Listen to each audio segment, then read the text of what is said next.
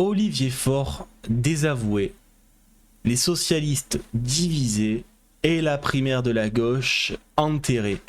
Voilà, ça y est, on arrive à l'épilogue de tout ce bordel, pour le dire littéralement, autour du choix des socialistes d'y aller ou de pas y aller, et qui par ailleurs du coup va entériner totalement la légitimité de la primaire de la gauche et des écologistes. En effet, hier soir donc avait lieu le vote des socialistes, des militants socialistes, entre deux options, 1, la primaire ouverte, 2, la primaire fermée. Et bien c'est la primaire fermée qui l'a emporté à plus de 55%, au grand désespoir de Olivier Faure qui se voyait bien candidat au travers de la primaire ouverte avec les écologistes. Et du coup, on va voir ce qui s'est passé. Et pour commencer, on va juste déjà voir le résultat. Voilà, on va évoquer le résultat de tout ça. Article du Parisien, présidentielle 2027, le Parti Socialiste opte pour une primaire fermée, une défaite pour le premier secrétaire d'Olivier Faure. Voilà. Donc les militants du PS ont jeudi soir choisi leur mode de désignation en infligeant une défaite à Olivier Faure dont l'option d'une primaire ouverte n'a pas été retenue. Le PS fait un premier pas vers l'élection présidentielle. Ces militants ont choisi jeudi la désignation du candidat. En enterrant un peu plus l'option de la primaire unitaire à gauche. C'est ce que je vous ai évoqué plus tôt. Les militants ont été appelés à voter sur le périmètre de cette primaire socialiste, question sur laquelle Olivier Faure et ses opposants se déchirent. Deux propositions ont été soumises, toutes deux actées. Bien sûr qu'il y aurait une primaire de l'arc social-libéral, principalement PS et Place Publique, qui se tiendrait en octobre, mais différée sur le corps électoral. Le premier secrétaire proposait que le vote soit ouvert aux sympathisants socialistes. Pour que le corps électoral soit le plus large possible, le député de Seine-et-Marne souhaitait que le vainqueur participe ensuite à la primaire unitaire de la gauche hors LFI avec les écolos et les anciens insoumis. Ses opposants, dont le premier d'entre eux est le chef des députés Boris Vallaud, longtemps son allié, maintenant s'est opposé dans la primaire. Il proposait la désignation d'un candidat simplement par les militants du PS et les organisations politiques se reconnaissant comme faisant partie du pôle socialiste dont fait partie Place Publique. Et c'est cette option plus fermée qui l'a emporté. 55,5% des voix a indiqué le PS dans la nuit de jeudi à vendredi, un résultat logique compte tenu des rapports de force du dernier congrès, les opposants à Olivier Faure étant majoritaires dans le parti à la rose depuis que Boris Vallaud et son courant les ont rejoints. Le candidat désigné proposera le rassemblement à tous les partis de la gauche démocratique, écologique et républicaine afin de construire ensemble un programme commun. Dans une déclaration transmise à l'AFP, Boris Vallaud a salué un choix très net. Voilà, et on va aller regarder rapidement ce qui a été dit. Le premier secrétaire doit l'entendre et changer de méthode. Il faut maintenant mettre le cap vers la présidentielle, a-t-il appuyé. Nous proposons de rencontrer dès les prochains jours l'ensemble des organisations du pôle socialiste, ont indiqué les opposants à Olivier Faure. Ce résultat peut-il remettre en cause le mandat de Faure, déjà en majorité dans le groupe socialiste à l'Assemblée sur la question de la censure cette semaine? Ce n'est pas un référendum pour ou contre moi, c'est ce soir un choix stratégique entre s'élargir et ouvrir les fenêtres ou rester dans le huis clos entre militants, a assuré jeudi avant le vote l'intéressé. Si ce huis clos avait confirmé, on prend le même risque qu'en 2022 quand Hidalgo avait fait 1,75%, ça leur met en allemand un fouriste. Voilà. Gage, Faure, Vallaud, de nombreuses velléités. Le député de l'Essonne Gage, autre candidat socialiste annoncé à la présidentielle, pour éventuellement y participer, mais ce sont les candidatures des poids lourds qui seront guettées. Glucksmann est le favori des sondages dans l'espace social-démocrate et le champion d'une partie des opposants à Olivier Faure. En pré-campagne, l'eurodéputé pourrait difficilement se mêler à la course pour l'Élysée sans le soutien de l'appareil socialiste, ses militants et ses élus, mais il n'a pas encore dit s'il acceptait une primaire, même réservée aux seuls militants. Faure n'a encore pas communiqué sur sa décision d'être candidat, mais il ne serait pas illégitime que je le sois, a-t-il dit hier notamment sur BFM. Boris Vallaud a envie d'aller à la bagarre. L'ancien président de la République Hollande refuse de se plier à une primaire, car à gauche, si le candidat LFI lui a toujours une bonne dynamique depuis son lancement de campagne et semble avoir pris une longueur d'avance, alors que le PS reste dans l'impasse. Donc voilà tout ce qui s'est passé, et forcément, depuis, ça fait la tronche. Très clairement, ça fait la tronche, ce résultat. Parce que Faure est totalement désavoué. Voilà. Et donc voilà, 55,5%, communication officielle du Parti Socialiste hier soir. Voilà, la direction du Parti Socialiste remercie les militants mobilisés pour l'organisation de ce scrutin. Le PS organisera collectivement la mise en œuvre de la stratégie retenue après cette étape importante de la préparation à l'élection présidentielle. Donc on va avoir une primaire qu'avec des socialistes, des socialistes et socialistes alliés. Et donc, le premier à réagir hier soir, c'était quand même Julien Drey, l'ancien député de l'Essonne, mais surtout chroniqueur de CNews pendant un moment. Ah, C'est le premier à avoir réagi à l'annonce des résultats. Moi, je croyais qu'il avait pris sa carte au RN, mais non, apparemment. Ce soir, Olivier Faure subit comme premier secrétaire une défaite nette, mais comme d'hab, il va trouver toutes les explications pour sauver son poste. Voilà. Et comme je vous disais, Boris Vallaud... pardon. Non, c'est pas le bon extrait. Boris Vallaud et son opposition ont réagi. Voilà. Réaction des courants de Mayer Rossignol et Boris Vallaud, donc les deux opposants qui se sont alliés, les TOB et TOC. Cette feuille de route est claire et désormais c'est celle de l'ensemble des socialistes. C'est la première étape de la mise en ordre de bataille de notre parti. La seconde étape sera en octobre avec la désignation du candidat. Nous appelons ce soir au rassemblement des socialistes autour de la mise en œuvre de cette stratégie. La feuille de route décidée par les militants ne doit être désormais portée par l'ensemble des sensibilités du Parti socialiste. Nous proposons de rencontrer dès les prochains jours l'ensemble des organisations. Nous avons déjà perdu trop de temps. Le vote de ce soir nous fait prendre un bon chemin pour gagner en 2027. Pense-t-il toujours, hein? Et ce matin, on avait donc ce cher Olivier Faure qui était là sur France Info. On va regarder ça. L'UPS était appelé à voter hier soir pour choisir la... C'était il y a quelques minutes à peine, à 8h34, donc ça fait moins d'une heure. Donc on réacte à ce qu'a dit Olivier Faure après cette annonce de sa défaite, hein, parce que c'est le premier à réagir, forcément. Méthode qui doit permettre de désigner la future tête d'affiche du parti pour la présidentielle. Et ils ont voté en majorité pour une primaire réservée aux adhérents. Ce n'était pas l'option que vous défendiez, c'était celle de vos opposants, on va dire. Vous défendiez une primaire ouverte à tous les sympathisants socialistes. Vous êtes une nouvelle fois mis en minorité dans votre parti. Est-ce que vous allez finir par démissionner ? J'aime bien la façon dont vous présentez les... La première question, c'est même pas qu'est-ce que vous pensez du résultat, c'est est-ce que vous allez démissionner maintenant ? C'est l'interview qui est faite pour le buter, en fait.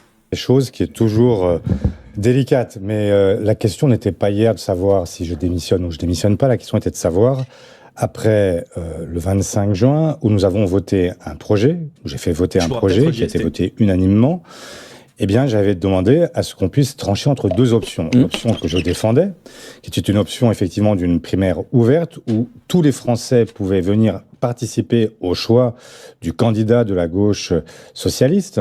Et il y avait une deuxième option qui était présentée par mes opposants internes, qui était effectivement de dire on réservera ce choix aux seuls militants. Les militants ont tranché, ils ont préféré la seconde option, c'est la seconde option qui s'applique puisque désormais, il y a eu un vote et évidemment, mon devoir de premier secrétaire, après avoir appelé à ce vote, c'est de le respecter. Mais donc, une nouvelle fois, vous n'êtes pas suivi au sein même de votre parti, votre courant est minoritaire. Pourquoi une nouvelle fois, parce que cette semaine encore, vous avez choisi de ne pas voter comme l'ensemble des autres députés. Votre courant est minoritaire. Est-ce que ça vous pousse à réfléchir à votre avenir au sein du parti ? Je réfléchis surtout à l'avenir de la France. On va y revenir. En fait, ça me fait énormément rire parce que Olivier Faure, il est mis en minorité partout et il veut se la jouer unioniste maintenant. Vous voyez ce que je veux dire ? Genre, c'est le moment où il est en difficulté et où il est isolé qui veut se la jouer le candidat d'union avec les autres partis de gauche. C'est assez impressionnant quand même. Comme Tondelier, non, elle est en majorité quand même chez les écolos crypto. Elle reste majoritaire à chaque scrutin. Là, il était minoritaire pour la censure, il est minoritaire pour le vote d'hier soir. Très compliqué pour Olivier Faure en ce moment. J'espère, sur la question n'est pas illégitime, en tout cas, vous le reconnaissez. Mais toutes vos questions sont forcément légitimes. Olivier Faure, ce matin, est-ce que vous sentez une pression particulière ? Il y a évidemment ces questions qu'on vous pose, mais elles ne viennent pas de nulle part. Est-ce que vous sentez une pression particulière suite à ce vote où vous avez été mis en minorité ? Non, je ne sens pas de pression particulière. Il y a un parti qui est un parti démocratique dans lequel, en fait, on soumet des options à des militants qui les tranchent. Et ensuite, le devoir d'un premier secrétaire, c'est évidemment de faire appliquer les décisions qui sont prises. Voilà, point. Maintenant, il y a forcément des regrets de ma part. C'est-à-dire ? Parce que tout simplement, moi, ce que je souhaite, c'est qu'on n'ait pas une toute petite primaire. Mais Vallaud, il va faire un putsch à ce niveau-là. Après, Vallaud, c'est le troisième Théo. Vallaud, en termes d'impact, tête, Vallaud, c'est le président à l'Assemblée nationale, mais il est troisième, on va dire, en termes de puissance des listes. Le numéro 2, c'était Mayer Rossignol, et le numéro 3, c'était Vallaud. Mais c'était Vallaud qui permettait à Faure d'être premier secrétaire, comme c'est Vallaud qui pourrait permettre à Mayer Rossignol d'être premier secrétaire. Voilà. Jamais Vallaud ne sera premier secrétaire parce qu'il est beaucoup trop minoritaire à ce niveau-là. Voilà. Vallaud, c'est un peu plus de 10% en termes de poids. Vu que tu inverses, tu passes de 55% à 45%, Ça, on va dire en termes d'impact, ça va être une dizaine de pourcents. C'est le faiseur de roi en fait, hein, clairement. Je souhaitais qu'on ait au Et contraire. d'ailleurs, je vois qu'on est nombreux. N'hésitez pas à lâcher un follow à la chaîne pour la soutenir. Merci à tous ceux qui sont là pour chacune de ces matinales, les lundis, mercredis, vendredis et samedi matin, et peut-être plus bientôt. En fait, une primaire large Merci, qui permette pour le follow. d'engager une partie du peuple français, créer une dynamique, Comme en créer 2012. une forme de soulèvement, comme en Merci, 2012, Doudou, également. faire en sorte qu'il y ait une forme de game changer, une possibilité de dire que dans cette élection présidentielle, il y a l'irruption d'une force pour venir bousculer le jeu. C'est pas le choix qui a été pris, j'en conviens, mais enfin, ça ne m'empêchera pas de continuer à me battre sur mes options, sur ce que je crois et sur la nécessité, y compris de rassembler toute la gauche démocratique et écologique, parce que si ça n'est pas le cas, il y aura un problème. On va et nous continuer, avons on va face à continuer à en nous parler. Marine Le Pen, qui est Aïe, désormais aïe, aïe. candidate. C'est une c'est option, dur, là, malheureusement, fort. qui est une option que l'on croit Il passe pas une bonne interview fort. J'aimerais pas être à sa place. possiblement victorieuse, et donc nous devons nous battre jusqu'à la fin pour éviter le pire. Olivier Faure, on va continuer à en parler. Vous évoquez donc des regrets ce matin par rapport à ce vote. Est-ce que déjà vous pouvez nous donner le vote précis? Quel est le rapport de force au sein du Parti socialiste? Quelle est la part des militants 55, qui ont 45, souhaité on le sait donc déjà. majoritairement que ce soit une primaire fermée, comme on dit, réservée aux adhérents? C'est 55-45, hein, donc ce sont à peu près Salut, les Daimon. équilibres du Congrès depuis Ah ben que... Daimon, toi qui étais en stream cette nuit, ben voilà, je sais pas si tu streamais encore au moment de l'annonce, mais la primaire unitaire est finie. Hein. Non mais parce que moi c'est un truc que je veux rappeler quand même. Si les socialistes ne participent pas à la primaire, il n'y a plus de primaire. C'est d'ailleurs, on va dire, c'était dans le texte d'orientation des écologistes vis-à-vis de ça. Ils expliquaient que dans le cas où la primaire ne pourrait pas se tenir, ou dans le cas où la primaire ne verrait avoir pour candidat que des candidats issus du groupe des écologistes, la primaire n'avait plus de sens. Donc elle n'a plus de sens. Parce que dans la primaire actuellement, tu as Delphine Bateau qui est Marine Tondelier qui est la première secrétaire des écolos, secrétaire nationale qui est écologiste. Tu as Clémentine Autain qui fait partie du groupe écolo. Tu as François Ruffin qui fait partie du groupe écolo. Tu avais Benjamin Lucas qui vient de se retirer, mais qui faisait partie du groupe écolo. Après, tu as peut-être un petit régionaliste par-ci par-là. Bon, tu as Bad Mulch, mais bon, en termes d'impact sur ça, c'est pas ça qui va faire qu'ils vont faire ou pas la primaire. La primaire est morte. Voilà, la primaire des écologistes, ce n'est qu'une question de semaines avant qu'ils annoncent sa disparition et qu'ils annoncent par extension que Marine Tondelier sera la candidate des écologistes. La question étant de savoir si Ruffin sera candidat aussi en plus. Et alors là, c'est le bordel, si c'est le cas. Quoique Ruffin pourrait peut-être essayer de se rapprocher des communistes. Pourquoi pas? À voir. Boris Vallaud a rejoint les amis de Anne Hidalgo et de François Hollande. Et donc, on avait fait 42 au Congrès, on a fait 45 cette fois-ci. Écoutez, c'est la vie, mais je ne me satisfais évidemment pas de ce résultat. Pour autant, je le respecte parce que c'est le choix des militants et que j'ai toujours respecté ce choix. Vous aviez dit qu'une Ce qui est quand même assez fou, c'est de se dire que ils vont passer d'une primaire potentiellement ouverte à l'issue de la primaire socialiste à une primaire où on va juste avoir une primaire des socialistes qui va comprendre Faure, Vallaud, Boismran, Guedj, Glucksmann, peut-être même Cazeneuve ou encore Ségolène Royal. V'là la gueule de la primaire. Hein. Et Hollande a dit qu'il irait pas dans la primaire dans tous les cas. Donc ça se trouve, c'est Glucksmann qui va gagner la primaire des socialistes, qui va se casser la gueule dans les sondages, et Hollande qui a même pas fait la primaire qui pourrait prendre 100 places derrière.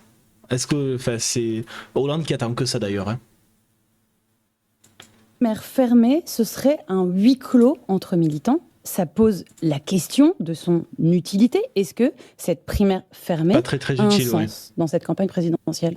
Ah bah oui, malgré tout. En fait, l'acquis de la soirée d'hier, c'est qu'il y a désormais, malgré tout, un processus de primaire qui avait été jusqu'ici plutôt refusé par les uns et par les autres. Moi, j'ai toujours défendu le fait qu'il fallait un choix démocratique qui conduise à un moment à donner une légitimité la plus forte possible au candidat ou à la candidate. Et donc, je me félicite au moins d'une chose, c'est qu'il y aura une primaire, donc un débat qui aura lieu pendant tout le mois de septembre. Nous voterons en octobre. Et... il pourrait, à part Glucksmann, non, Mélanie. À part Glucksmann, je ne vois pas les socialistes soutenir quelqu'un d'autre qui ne vient pas de leur rang. À part Glucksmann et Cazeneuve, qui sont plus des socialistes, mais qui en sont proches, Et merci Brigitte pour les 10 €. On regarde l'interview et je te la mets après. Merci beaucoup. Enfin, je te mets la musique après. Alors, je précise, je te mets la musique après. Brigue 63-BAM 2 fois a fait un don de 10 €. Musique. Merci Bribri. Donc, il y aura la possibilité d'un échange et d'affirmer des lignes, de faire en sorte qu'il y ait quelque chose qui se passe et que ce ne soit pas simplement à chaque fois sur la base des seuls sondages ou la base de rapports de force internes que les choses se passent. Il faut qu'il y ait un débat, il faut qu'on sache que les Français comprennent ce que nous allons porter dans l'élection présidentielle et quelle est la place que nous entendons y occuper. Si vous voulez aussi que je vous la mette après, n'hésitez pas à faire des dons de 10 € ou 5 subs offerts. Mais est-ce que vous avez un peu l'impression de vous tirer une balle dans le pied en fermant cette primaire, justement? Ne me demandez pas de trouver que c'est mieux de fermer que d'ouvrir. J'étais pour une primaire Vous êtes totalement déçu. ouverte. Bah oui, il a perdu. La question est complètement con. Il voulait une primaire ouverte. Pourquoi lui poser la question de savoir s'il se satisfait? C'est complètement con. La question est du niveau zéro. Enfin, c'est quoi cette question éclatée, France Info? Bien sûr, parce que moi je souhaite au contraire que toutes celles et ceux qui ont envie d'un candidat ou d'une candidate socialiste ou apparentée qui se disent j'aimerais participer à ce choix, ont le sentiment qu'au fond on est en train de privatiser ce choix et de l'enfermer. Donc je regrette que ce soit ce choix-là qui ait été opéré. Pour autant, c'est le choix des militants et donc il est respectable.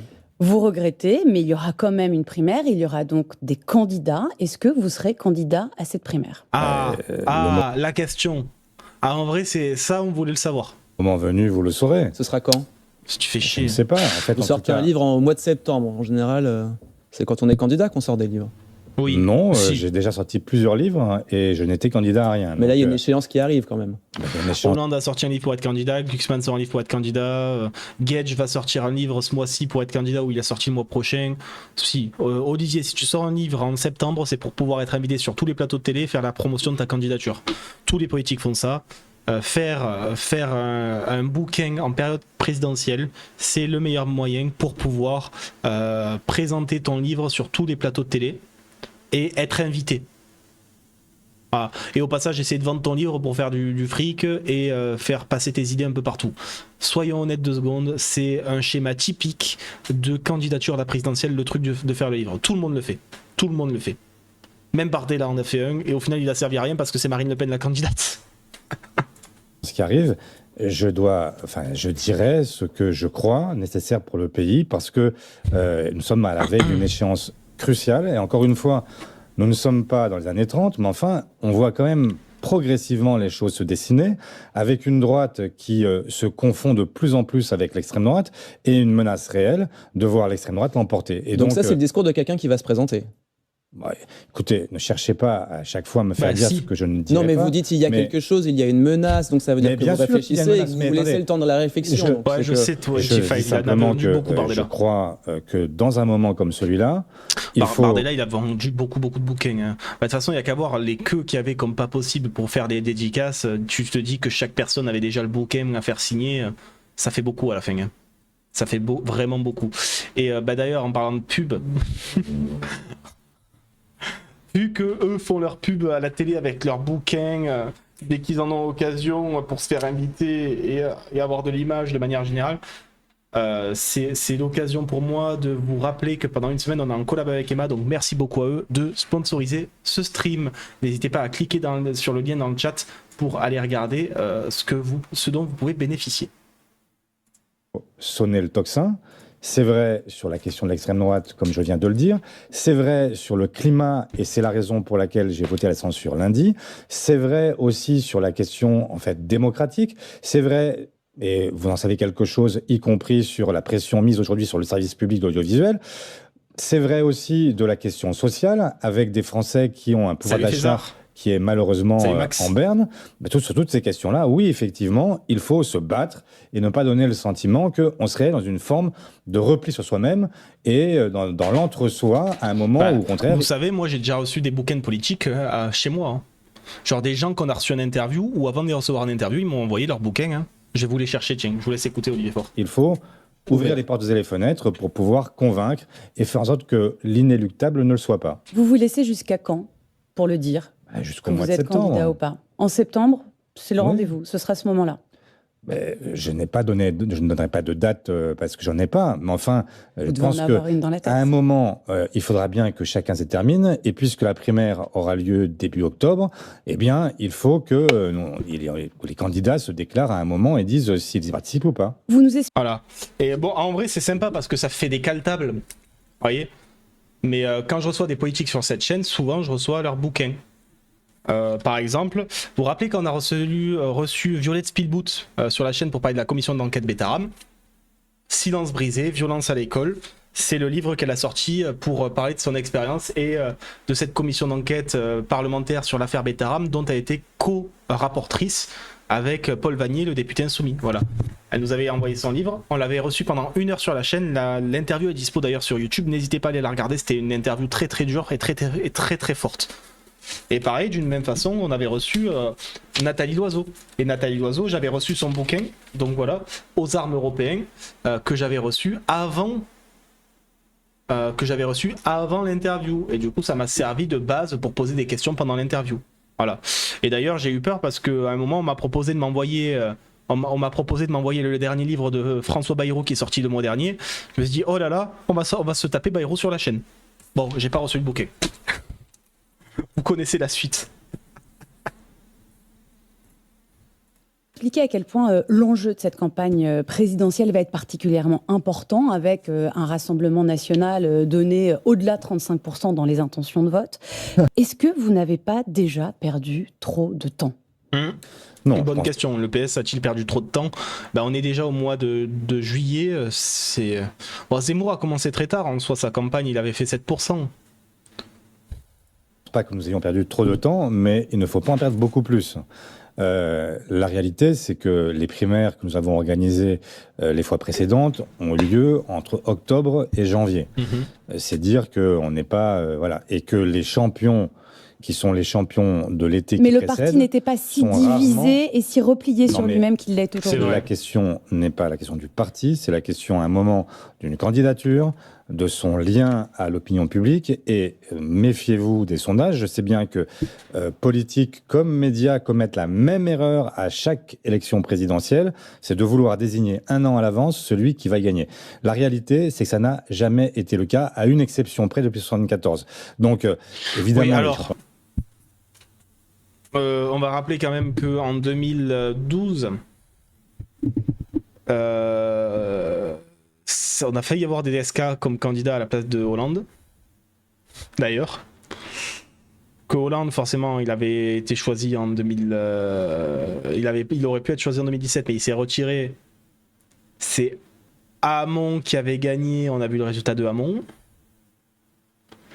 En 2000, après, ça a été Hidalgo.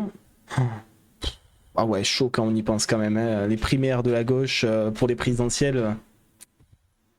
De l'été, et puis vous aurez ceux de l'automne, et puis vous aurez à la fin, en réalité, quelqu'un qui finira par l'emporter. Mais est-ce que vous ne donnez pas raison à Jean-Luc Mélenchon qui dit « nous, c'est carré » et qui, d'ailleurs, avec son meeting de lancement de campagne à Saint-Denis qui a été plutôt... Taubira, c'était la primaire populaire. C'est autre chose. Taubira, c'était la primaire populaire. T'avais la primaire présidentielle socialiste où c'était Hidalgo en 2021 qui l'avait gagné face à Stéphane Le Foll à 72%. En 2017, t'avais une primaire citoyenne où on a failli avoir Valls. Hein. Je rappelle, voilà, la primaire de 2017, c'est celle-là. Hamon avait fait 58%, Valls 41%. Voilà, on a failli avoir Manuel Valls candidat en 2017, hein, je vous rappelle. Hein. Voilà. T'avais Montebourg qui avait fait 17,75. On rappelle que depuis Montebourg, aujourd'hui, il est chroniqueur sur BFM et il est en partie financé par Sterling. La sacré tournant de la part de Montebourg. Hein. En 2011, Martine Aubry avait perdu face à Hollande. Et en 2006, Ségolène Royal avait gagné face à DSK. DSK qui aurait pu être le candidat de 2012 s'il n'y avait pas eu son affaire où il avait fait ce qu'il a fait. Voilà, pour rappel. Réussi a peut-être commencé déjà à incarner le vote utile à gauche, c'est lui. Mais bien sûr qu'il a réussi son entrée en campagne. Il faudrait manquer de lucidité pour ne pas le reconnaître. Donc, bien sûr qu'il a réussi d'entrer en campagne en fanfare et qu'il a évidemment acquis quelque chose dans le moment. Maintenant, ce que je vous dis, c'est que c'est pas parce que on est le champion de l'été qu'on est celui de l'automne ou celui de l'hiver. Et que le Mais débat vous êtes va mal être parti long. pour être les champions de l'hiver et les champions du printemps prochain, tout de même. Ah ben, c'est vrai que si nous continuons sur la même lancée, le risque c'est d'être effectivement battu largement. Et donc c'est la raison pour laquelle moi je vais me battre pour au contraire faire en sorte que les choses se passent différemment. Je vous l'ai dit, on a commencé par adopter le projet. Ouais, mais Olivier, t'as perdu là. C'est plus toi qui as la main. Il fallait adopter une méthode. Nous aurons en octobre, et j'espère début octobre, une incarnation, et à partir de là, nous entrerons pleinement en campagne et ferons valoir ce que nous avons à faire valoir. Mais Olivier Faure, si vous réfléchissez à vous présenter, c'est que vous estimez qu'aujourd'hui, les Raphaël Glucksmann, Philippe Brun et tous les autres candidats à gauche ne peuvent pas... J'avais oublié Philippe Brun. J'avais cité, mais j'avais oublié Philippe Brun. Lui aussi, c'est vrai qu'il est candidat. Oh, ils sont trop nombreux, c'est ouf. porter la gauche, ne peuvent pas porter vos combats. Mais je défends une ligne. La ligne que je défends depuis 8 ans, c'est une ligne de rassemblement et d'unité de la gauche démocratique et écologique. Faire en sorte que nous puissions nous retrouver, trouver là la force nécessaire pour atteindre le second tour et ensuite arriver à rassembler plus largement encore pour gagner. Et donc, voilà, c'est ce que je défends. Je défends des convictions. Vous le défendez, mais pas Vous pour me la dites- présidentielle. Vous Non, ne mettez mais pas Jean-Luc vous me Mélenchon dites, comme candidat. Vous me dites, vous êtes minoritaire, vous êtes ceci, vous êtes cela. Moi, ce que je dis, c'est que C'est un je fait ce défends- matin dans votre mais parti. je ne nie rien de tout cela. Je dis simplement que moi, je défends des convictions et que je n'en change pas. Je ne suis pas de ceux qui bougent à chaque étape en se demandant si ça leur permet d'être majoritaire, minoritaire, etc. J'ai une ligne politique, je viens de vous la définir en termes d'unité. Sur le fond, j'y reviendrai, et vous l'avez dit, j'écris un livre sera publié. Un livre sera publié dans lequel j'annoncerai être candidat pour le mois de septembre. Au mois de septembre. Pour la candidature pour la primaire qui commencera en octobre. Bon, ouais, c'est bon, à d'autres, pas à nous. Hein. On n'est pas des enfants de 3 ans. Davantage encore ce que je suis, ce que je crois, ce que je veux pour mon pays. Pitié, quoi. Ce que je veux pour mon pays, et peut-être que c'est moi qui le défendrai, peut-être que ce sera un autre. Ça n'est pas la question. La question, c'est qu'à un moment, il faut aussi parler avec son cœur, parler avec ses tripes, parler aussi avec sa tête, et essayer de dire ce qui, dans le moment que nous vivons, doit être défendu, parce que nous vivons un moment qui est un moment très compliqué. On parle de l'échelon national, mais il faudrait parler de l'échelon européen, de l'échelon mondial, et aujourd'hui, de cette mutation du capitalisme qui, aujourd'hui, est outrancièrement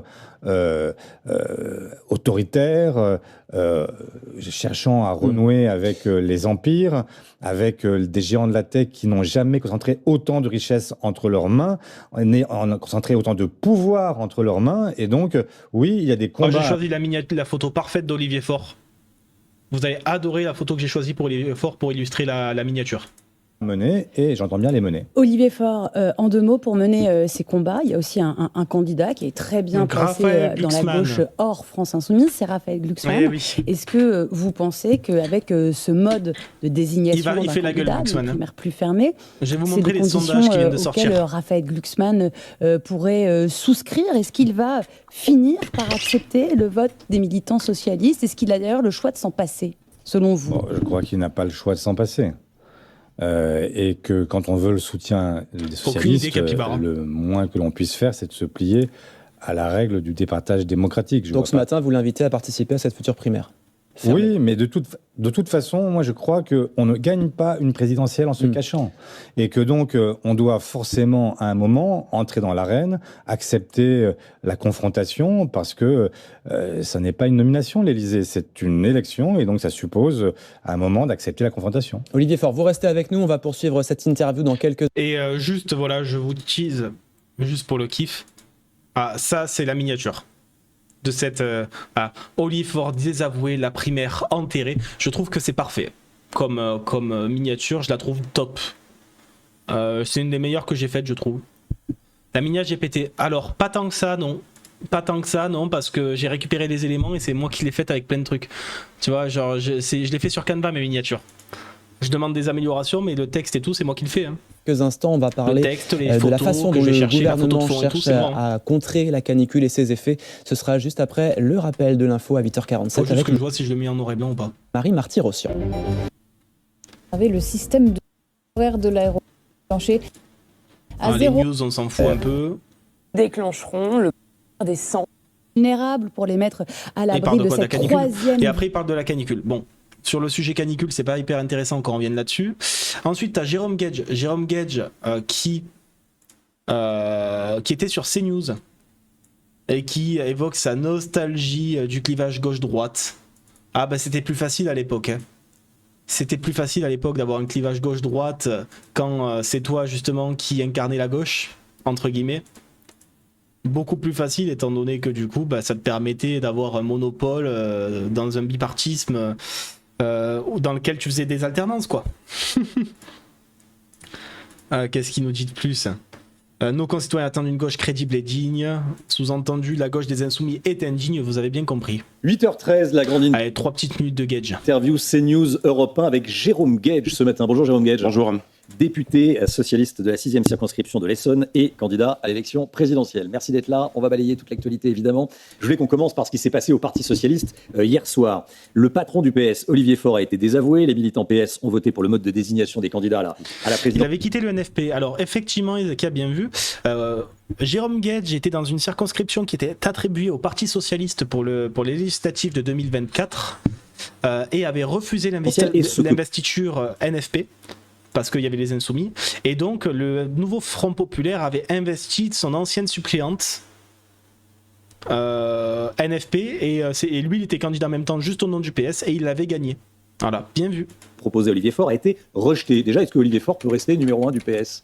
Franchement, il fait ce qu'il veut. C'est en conscience qu'on prend ce genre de décision. Je constate que la proposition qui a été faite par le premier secrétaire du Parti socialiste... Ah, juste, je rappelle, voilà, Jérôme Gage ici. Voilà, candidat... Union de la gauche, mais bon, en fait, il était NFP, il aurait dû être le candidat du NFP, il refusait l'investiture parce qu'il y avait le parti de Jean-Luc Mélenchon. Du coup, Ella Kribi Romdan, qui était son ancienne suppléante, était candidate Génération avec le soutien du nouveau Front Populaire. Elle avait fini deuxième et s'était retirée au second tour pour être sûr que le RN ne l'emporte pas au second tour. Voilà. Et d'ailleurs, alors que tu vois, par contre, c'est assez culotté parce que à l'élection d'avant, il avait accepté l'étiquette NUPES en 2022. Vous voyez ? En 2022, la NUPES, ça le choquait pas, mais par contre, le NFP en 2024, il ne l'a pas accepté. Voilà pour rappel de qui est Jérôme Gage, quand même, d'un point de vue du député. n'a pas été soutenu très largement par les militants du Parti socialiste qui ont refusé très clairement la proposition qu'il défendait depuis des mois, qui consiste en gros, parce que tout ça est affreusement compliqué pour ceux qui ne sont pas à l'intérieur de la machine socialiste, mais qui consistait en gros à dire qu'il fallait s'allier dans le cadre d'une primaire très ouverte avec la gauche écologiste, Marine Tondelier, avec Clémentine Autain, avec François Ruffin ou d'autres, et qu'il y a là l'affirmation plutôt de la nécessité d'avoir un candidat issu de ce que moi je défends, à savoir la gauche républicaine, et qui est capable de défendre ses idées, de construire des partenariats avec les autres forces de gauche, mais qui, d'une certaine manière, rompt toute forme d'ambiguïté dans la relation avec la gauche radicale, avec la France insoumise. Or, ceux avec lesquels Olivier Faure envisageait de se frotter, si j'ose dire, pour partie d'entre eux viennent de cet espace politique, même s'ils ont rompu courageusement, Clémentine Autain ou François Ruffin, ou d'autres continuent à entretenir la possibilité ambiguë, implicite d'une relation avec la France insoumise. Et on voit les débats qui traversent les Verts en ce moment, où il y a une partie des Verts. On va parler des Verts très rapidement sur la fin de la capsule, hein, parce que c'est intéressant aussi de voir ce qui se passe du côté des Verts. Qui très clairement disent qu'il faut aller faire la candidature. Voilà. Donc moi, le vote d'hier, il est extrêmement clair. Il faut un candidat de cette gauche républicaine qui affirme des positions distinctes à la fois du macronisme déliquescent et évidemment de la fuite en avant qu'incarne la France insoumise. Il n'y en a pas 50 des candidats, ça c'est Raphaël Glucksmann. Il y a d'abord celui... Il y a lui-même, il va dire. Il y a d'abord celui qui est face à vous, qui a un... Je suis mort. Oh, ça fait de la peine. Oh, ça fait de la peine. Ça me fait de la peine pour lui. Ah, bah, il y a déjà celui qui est en face de vous. Enfin, je sais pas, je suis là. Et oh, je suis là pour ça. Depuis des mois et des mois, la rupture claire avec la France insoumise. Moi, j'ai refusé d'être candidat dans le cadre du nouveau Front populaire en 2024. Mais tu l'as été pour la NUPES qui en défend 2022. une gauche universaliste, laïque, attaché à la question sociale, parce qu'il faut répondre aux souffrances, aux colères. C'est Bouamran, tiens. Non, Bouamran, c'est encore un cran au-dessus, parce que Bouamran se donne un surnom qu'il est le seul à se donner. Bouamran s'appelle lui-même le Obama français, alors qu'il n'y a que lui qui s'appelle comme ça. C'est Bouamran, il y a un melon supplémentaire quand même. Hein. aux espérances de nos concitoyens. Donc marcher sur les deux jambes, la question sociale, la question républicaine, dans la clarté, dans la crédibilité et la dignité. Je pense que nos concitoyens attendent une gauche crédible et une gauche digne. C'est pas toujours le cas aujourd'hui dans ceux qui parlent le plus fort. Donc voilà ici. Et on va finir notre sujet en parlant de ce qui s'est passé du coup chez les écologistes. Voilà, sans grande surprise, les adhérents de Marine Tondelier valident la ligne défendue par Tondelier pour la présidentielle. 65,13 se prononcent en faveur d'une candidature autonome des écolos si aucune primaire de la gauche n'aboutit. Voilà, pour 4400 contre 2300, blanc 745.